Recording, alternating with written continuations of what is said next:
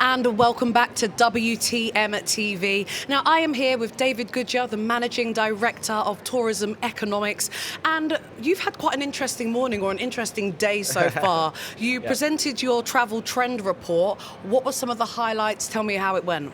Well, it went very well. Yeah, very well received. So this is the third year we've partnered with WTM to produce this report. Always get a packed room, a lot of people interested in it, and yeah, I think we had some very good news to share, though despite a lot of the concerns that we're seeing in terms of the global economy, all the uncertainty, slower economic growth due to concerns about geopolitical events, due to tariffs being imposed, people really want to travel. We are in the right sector. We are, and we're in the right place for that as well. We absolutely are. We just say, yeah, this place is getting bigger every year. It's phenomenal. Really, really does. Yeah. Why don't you tell us a little bit about some of those trends that you're seeing? Like, what's happening? Well, so the main one is obviously that we're still growing. People are really wanting to travel, but what we're seeing is they're wanting to have new experiences. So they're wanting to get out, find something new to explore, find new destinations to explore. Affordability is also key. People are looking for value for money, but it's not just in terms of saving money, not just in terms of looking for lower cost. They want valuable experiences. Yep. It's value in all sense of the word is what people are looking for. I think that is sort of being driven by sort of the new experiences, the new destinations, and yeah, we're seeing some phenomenal opportunities for growth with some of the investments, some of the destinations that we're seeing participating here today. Yeah. What are some of the key regions then that you think we should be keeping an eye on? Like, what's happening? Well, it is very widespread. Yeah, we are looking at growth everywhere. If we can start on the negative, I'd say where we're looking at negatives right now will be sort of the US, North America, not performing very strongly. There are some poor sentiment effects going on. The trade wars, tariff policy, it's not making them seem like the most open and welcoming country, but we do see that changing. There are opportunities for growth there.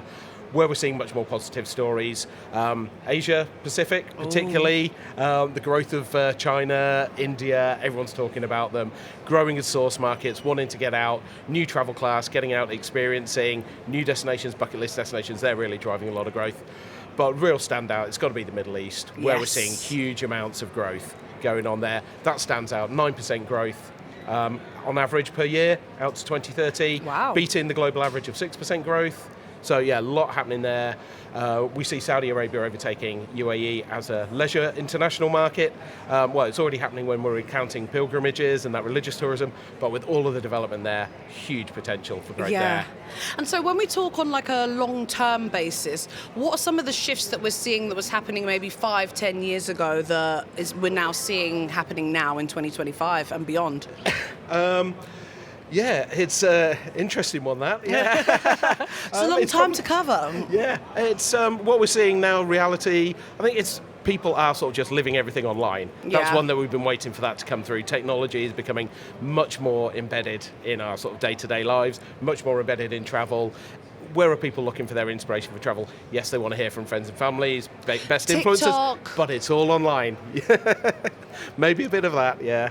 But yeah, it's social media is still the biggest source. And when you're looking at the next generation, it's completely the social media, hearing from all of their friends, hearing from influencers, getting that inspiration to travel and go off and explore. Exactly. Now, we touched upon it a little bit there. We talked about WTM London 2025 being the biggest yet. What are some of your highlights when you come here?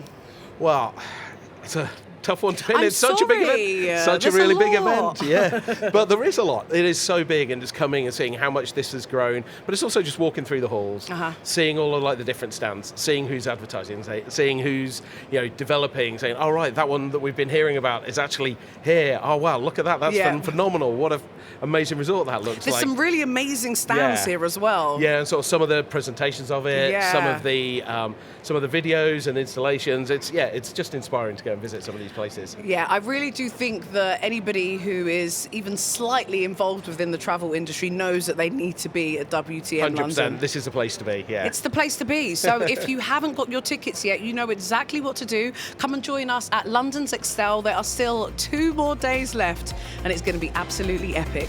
Thank you so much, David. Thank you.